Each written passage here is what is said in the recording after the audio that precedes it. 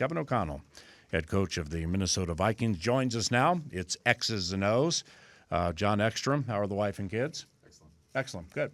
Hopefully you all had a good time in Nashville, and the head coach joins us now. It's Kevin O'Connell. The Minnesota Vikings ran roughshod on the AFC South and now have 4 of the final 7 versus NFC North teams and all 7 versus the National Football Conference. Great work, by the way, to get to 8-2. What, Kevin, what examples of growing and or maturing and, let's say, evolving have you seen from coaches and players through 10 games? I think we've won over the 8 games. I think we've won a lot of different ways. And what I mean by that is it has not been perfect, far from it. We're still an improving football team. We're still, at times working through whether it's our inside linebackers being out or, still coping with the loss of Christian Darrisaw and some of those kind of moving parts, TJ's return, Jordan being out early on in the year. I just think we've had kind of a different team every single week, but still staying true to a lot of the principles that we want to stay true to. But at the same time, my job is to push us forward and keep trying to improve and grow. But at the same time, highlighting, winning a real messy, kind of ugly game in Jacksonville and then coming back and what was a unique matchup for us with a really dynamic front defensively. Knowing the run game would be some tough sledding at times to try to get the movement that we've gotten at times this year up front, to still focus on staying consistent with that, getting some explosives via the play pass. We scored on one, having answers for some of the edge pressures and the dynamic things that they do defensively from a scheme standpoint. Sam coming back off of that Jacksonville performance and really honing in on things that we talked about and having one of his best games of the year. I think we have a mature football team, but yet one that will acknowledge man for man that we all need to continue to improve, because the goal all along has been a progression towards playing our best football at the end of the year while winning games and learning lessons about who and what we are along the way. It's not always pretty. I know I answer a lot of questions about different aspects of certain types of games or how they go, but this is a very each and every Sunday's competitive, PA. People are going to make some plays. We've got to continue to make as many as we can, and coaches and players are side by side in lockstep to get that done every single week and keep going in that locker room with the good vibes we've had post-game and getting it done. Titans fan line for just a second. I was not familiar with T'Vondre Sweat. Why not? Well, I knew who he was, but I'm just not. I'm never going to watch it critically like you guys. Holy cow! They hit on one, didn't they? Yeah, he 93 is a nice player. And I would not discount that player with some of the everybody knew physically. He walked into the room at the combine and you knew physically what he could be at this level. It was just the consistency factor of, is he going to be that guy every single snap for an entire game? And I would not discount playing next to Jeffrey Simmons with the way that guy plays football and the physicality and just he's nonstop for 60 minutes. And for a guy that plays like that on the interior, very similar to Dexter Lawrence, where you just don't see him go out of the game all that much. I think that's rubbed off on Sweat a little bit, and now they've got a heck of a duo there inside and 2 really good edge players in Key and Landry as well. So we knew it was going to be a challenge, and we made enough plays. Sam really dealt with some conflict in the pocket at a pretty phenomenal level and made some huge plays for us. Still played smart, didn't get sped up to the point where when it was clean, we saw him get back to 3 or 4 and some progressions and really drive the ship for us offensively. And I thought it was just a big-time growth performance from Sam. Okay, Minnesota Vikings defense, number 1 in the NFL with rushing yards allowed per game, 74-4. Only have allowed 4 rushing touchdowns, second best to the Chargers, who have allowed 3. Jonathan Bullard, Jerry Tillery, Harrison Phillips. How key have they been to that equation? Yeah, they're key. They don't get a lot of the headlines with the way Grenard and Van Ginkel and Pat Jones and our edge guys are playing, and obviously when we have Cash and IP back full like we've had them, you see the importance of the front, because they might not be making tackles, they might not be showing up in the stat sheet a ton, but what they are, PA, is they're eating up blocks, they're holding the line of scrimmage, stopping the back's feet, well our fast flow defense or edge setters or cutback players show up. It's team defense, and you need those guys in there. Love the way we've been trying to keep the snap counts somewhat down for Harrison and Bull, using Tillery, Redmond showing up on as a really a growing young player. So that depth in there, even though you can't go into the game with 8 of those guys up, right? You want to keep them fresh, because the stopping the run is about the physicality and the play style along the line of scrimmage. Pair that with what I think Flo does a great job of is making a lot of things look the same, pressures, not pressures, and really keep people limited in what they can try to attack you with in the run game. We don't see a whole lot of runs. The new flavor last week from Tennessee was a lot of that kind of triple option type look, where a couple adjustments later, you saw what happened there in the second half, and they didn't run that again. Kevin O'Connell, X's and O's, courtesy of 9 to Noon, FM 100.3 KFAM. Speaking of the Titans, their head coach Brian Callahan called Jonathan Grenard the most underrated edge in the National Football League, and spent a fair amount of time crediting partially due to Jonathan's willingness to do more than sack the quarterback. And you've talked about this here. Even earlier in the season, before JG had that 3-sack game, you were pointing out some things, and just to hear another coach talk like that for 2 minutes about one guy, I thought that was really, really cool. What are some facets of Grenard's overall game, his all-around game, that you need to win? Yeah, I think he's got this great combination right now on early downs of playing with physicality when he needs to. Hey, what's my job? I'm an edge-setting outside player. I've got to box whatever run we're going to get in and make sure when HP and Bull and Tillery are doing their jobs, eating up blocks, holding the line, now IP and Cash and Van Ginkel from the backside can run things down, and there's really nowhere to go. So he does that really well, but then every now and again he'll get the opportunity to beat a puller, and he'll fly in the backfield and make the play. He'll up and under a cross-sift block by a tight end without getting chopped down or without getting cut out.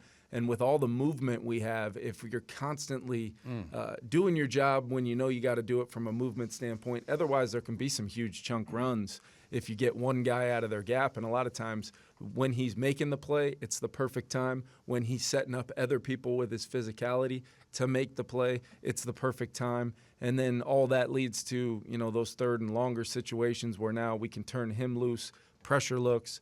Him and Cashman have been super dynamic on some of those games, really pick stunts. We call them ricochet pick stunts, where people are probably watching at home and seeing Cashman or JG almost show up unblocked at the quarterback. Well, they're working over that tackle and running back, trying to figure out how to dynamically pass those guys off. It's been really cool stuff to watch. With Andrew Van Ginkel, 8 sacks, 13 tackles for loss.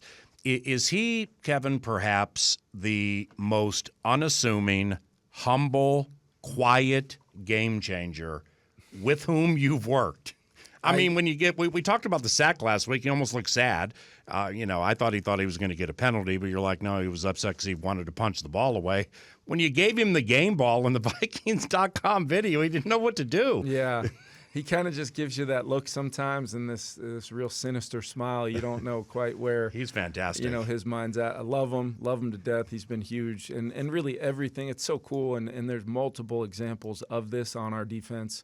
When you envision, you're sitting in a room with Flo and you're talking about potential guys to add to the team, and he's talking about he lights up and talks about the versatility, the play style. This guy can rush the quarterback. This guy can drop in coverage and make a play on the ball. He's instinct, and he's saying all these things, and I'm like, yeah, where do I sign up? Who do I got to talk to? Right. And then you get on the phone with him and you start talking with him. And then before you know it, he's at TCO and he's a Minnesota Viking, and you see it come to life. There's a Cashman, Grenard, Van Ginkel. There's a bunch of examples of that, and it's been really cool to watch. Here's what I would say, because I was thinking about this the other day, knowing you were going to ask a great question about Gink. The only player that I can think of that really rivals him that I've really been around, obviously Harrison Smith for sure from a cerebral but yet physical play style standpoint, but Cooper Kupp on the offensive side, he would do things sometimes. That's phenomenal. And we had never talked about it. Yep. And he would just understand, and he'd come to the sidelines, and you'd say, how'd you know to do that? And he would start talking about leverage or knowing, hey, it was a 5-man fire zone versus a simulated fire zone where there's only 4 guys coming.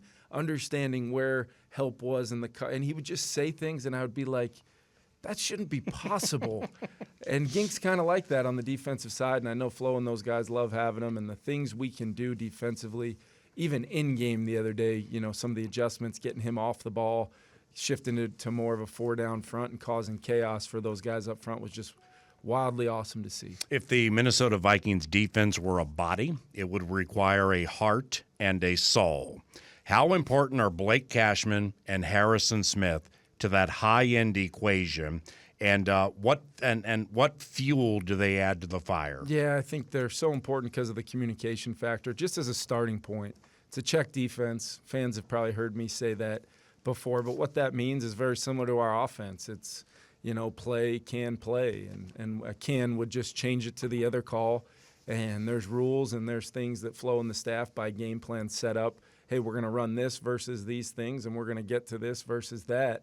Those guys have total control of that now. So when you see those guys, what do you mean? The players on the field have they have the rules, and they have, and you've heard Flo say they have the keys, and that's what this defense is all about. So Harrison, Cashman communicating based upon understanding the intent of the offensive formation, because there's only so many things you can do or at least prevent out of certain formations. So when you're leaving yourself susceptible, these players know that they can activate that part of the call to be aggressive. And then when it's more of a, hey, we've got the tight end here, or we've got the back here, or it's this kind of condensed formation, they've got rules every week that change. It's really hard for offenses to get a beat on them. And then on top of that, just the way when the ball is snapped, those guys fly around. I mean, Harry's looked, fantastic all season long, physical. How about the play he made to put the game away the other day? And then Cashman being back, I hope people just feel the calm presence with all of what I just talked about going on. Yeah. It's calm. And then it's calm right into chaos for the offense when those guys can be turned loose, and we got all 11 on the same page. To the offense, Dalton Reisner started his first career game at right guard. Yep. After the game, here's what he said to me after the game about the guy he replaced. Ed Ingram, all week PA, it's even tough to talk about because he just was such a good dude. He prayed for me, he prayed with me, he ran after practice with me. Anytime I asked him a question on anything, he was telling me throughout the whole game. He's telling me what I could do better, telling me what I did well. First guy to come up and hug me after the game. One of the first people to come up and tell me that he was proud of me for getting the start. So I'd be remiss if I didn't really just say how much I love Ed and how grateful I am for the start today. It wasn't a perfect performance, but I worked my tail off, and I'm so grateful to have played with the Vikings, and it feels cool to be a part of an 8-2 team. How about Ed Ingram? I mean, that's culture. That's culture, the trite, overused word in the world, but it's not here. Either is collaboration, and I say that a lot. When even when we're away from here, it's a team first mentality, right? Yeah, and I think that's really great to hear. I had not heard that, when you make a decision like that and working through it, I believe the communication side of it is not just some word you throw out there at your opening press conference, which does seem about 15 years ago at this point. But I spent a lot of time with Ed last week, and I said, this is a big opportunity for you, not only just a growth moment where you get to take a step back and really see how Dalton operates and really apply the things that you see to when you get your next opportunity, which he's going to, you'll be ready to go and that much better off. This guy's played every game, essentially, when he's been healthy since he's been here. He's played a lot of football. And all the practices. And he's never really gotten a chance to sit back and kind of, decompress and just see it, view it with the experience, in his back pocket that he has now. And then the last part of it was, listen, these guys have been there for you every step of the way. My expectation is you're going to do the same for them. And to hear that and to know how Ed handled what was a tough week for him makes me really proud of Ed and confirms everything that I've thought about him from the moment we pulled his card and drafted him. Okay, Kevin O'Connell, X's and O's, hide the women and children for a second. Here comes hardcore football question. I hope I'm not wrong. When you guys get Darnold out of the pocket via the bootleg, it generally is to the left, despite him being a right-handed quarterback. Is that accurate, and is that usual? I think a lot of times just because he's so capable of doing it, plays that maybe historically were one-way plays where you're only attempting those with the quarterback going to his, dominant side when they're rolling to the right. Defenses know that, so a lot of times we get some better edges to get out and get him out on the edge because he does have, and one of the things that he's always done really at a very, very high level is when he gets out on the perimeter in the keeper game, he's a really good athlete. We've seen that when he's kind of stolen some first downs here and there in the scramble phase. But when he can attack, that throw to Oliver, full speed to his right, it was to the right the other day where Oliver goes for 20-plus on the low cross. I mean, that is as explosive of a play as you'll see with Josh flying behind the intermediate coverage of the defense, Sam kind of attacking with the ball up and throwing him into a void on the run, perfect throw and catch, really spaced out well. That's all because of Sam's ability to do that. Now, when we go left, like the 4-minute touchdown when we scored to Oliver against the Colts, that's, there's just not 32 quarterbacks making those throws. I get it. With that kind of velocity and that kind of athleticism from that kind of base moving to his left. So it's a huge bonus for us. We're always trying to find ways to do that. But that can also help other phases of your offense when those backside chase players are having to play things honest and make sure that they're not letting him out there because they're problem plays for the defense. 32 plays and some big looks for Jalen Nailor at Tennessee. Despite a drop and some drops, I'm guessing your belief in him remains deep, doesn't it? Yeah, I mean, when you go into the game, you're really thinking that's going to be Jordan Addison in some of those spots. Oh, yeah. And I still, in those moments, as a play caller, I know that we've set up a player. I know how coverages are kind of playing out that day. And I called that play thinking that was going to be the dagger. That was going to be the day ender right there to go up 30 to whatever it would have been at the time, 30 to 13. I don't know what the score exactly was at the time. But I know it would have gotten us to 30, and I know that would have been a very tough thing with our defense playing the way they were to come back from. And my confidence level and the route he ran in the moment, off of the motion, winning his leverage, getting over the top and beating his man while Justin was somewhat occupying the backside safety. That was just at that point it was pitch and catch in my mind, and my confidence level for Speedy to make that play is still sky high. And I told him that. I told him that on the plane on the way home. Hey, I'm going to come back to you. You're here for a reason. You've made a lot of plays for us. Yeah. That one you didn't make. Does that change anything about what your preparation is going to be like this week, or the confidence level that Sam, myself, the coaching staff has for you? Because listen, Jordan could have had a huge day the other day. Cramps happened, and we couldn't quite get him turned over to get back in the game, and Speedy stepped in and made himself available to make those plays. Didn't get it done. He's going to get a lot more ops here down the stretch just of knowing the confidence level we have in Speedy. You think if Addison's cramps had not popped up that he would have gotten behind that double and scored back center of the end zone?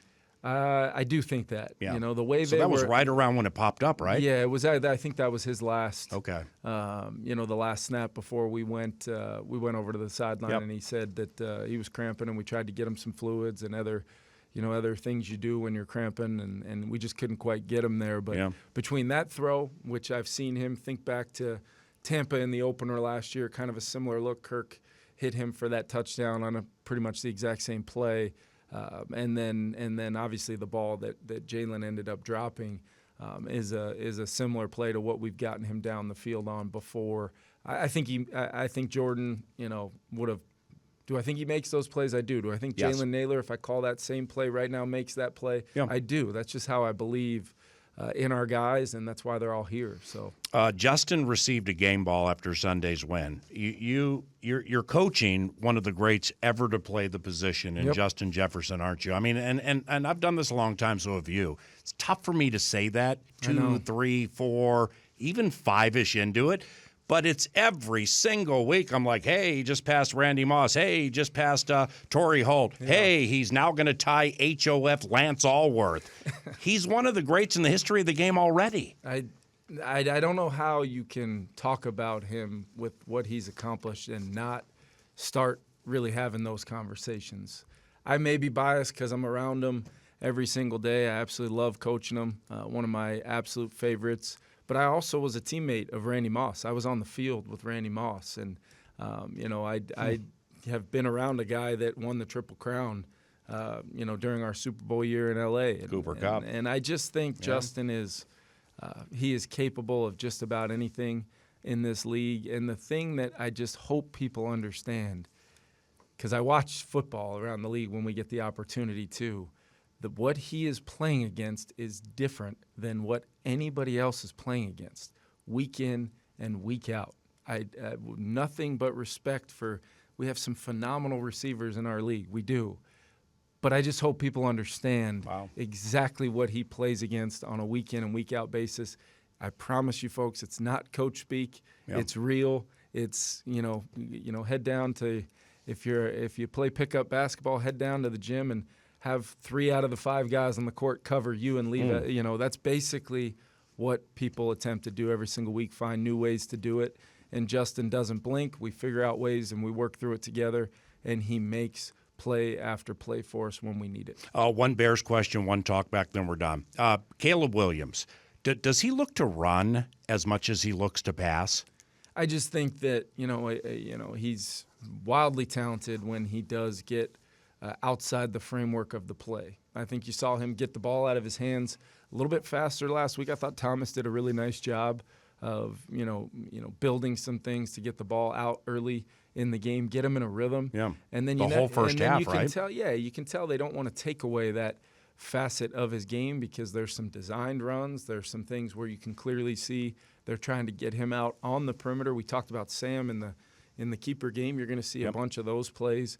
And then when he can be that kind of pass run threat, he's been, that's why he was the first pick in the draft. Those plays, his highlight reel from college, you watch it, many of those plays are outside the framework, and he's making a throw that few and far between can make, and that's his superpower, and they're trying to make sure they keep that involved in his game. And defensively, we got to make sure we don't allow those opportunities to come for him very often, and then we got to defend what I think is going to be an efficient attack. They're going to try to run it with Swift, and it's going to be a challenge for our defense for sure. Okay, I'm getting the wrap sign. Let's see. Will Jalen Johnson single Justin? Welcome in, the water's warm. We don't have time for that. Tuesday talkback. Here it is. Hey, Coach O'Connell. This is Ryan in Michigan. Congratulations on the season so far. We're all really enjoying it. I did want to ask, what are some things you and the organization are doing at this point in the season to keep young J.J. McCarthy developing and connected with the squad? Skol Vikings, let's go. Good talk back. Yeah, it's a great question, and it's something, when the injury happened, we sat down not only with JJ, but with a lot of the people in this building that are, what I believe to be the top of their professions in their aspects of helping our team. And we really formulated a plan that would be all-encompassing for JJ.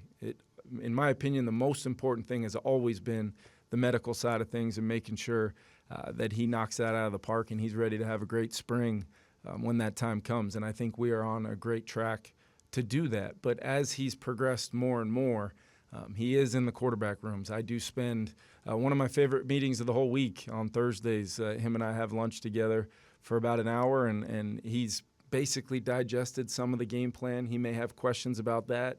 He may have questions about a lot of times he's asking me questions about, hey, when you're watching tape, what are you really looking for when you came up with this play? Or knowing we're playing against this defense and we've got, this coaching point this week, where did you see that? Have you seen that before? And I'm bringing up clips. I'm showing him, tape. I'm basically taking him, to the deep cuts of how we build things each and every week, because he's a very, very smart kid.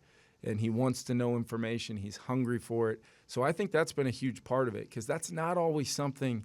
I bet if you went around the league to some of these guys who are playing that were drafted kind of right around where JJ was, I bet they would all say they just wish they had a little bit more time. Right. They had a little bit more of that, information superhighway without the pressure of a 12 noon game on Sunday. So we've tried to build that as if it truly is a methodically built redshirt year, to where it may be his first start when he takes the field for the first time for us, but not without a lot of time on task and purposely driven kind of plan for him. And I think he's doing really well with it. We've got to stay on top of it, and then it's going to be something that will be really, really exciting for everybody when we get him back healthy, ready to roll. Great job. Thank you. Yeah, thank you, guys. Kevin O'Connell, hopefully his team beats the Bears. It'd be 4 in a row, 4 KO. 9 to noon continues after this.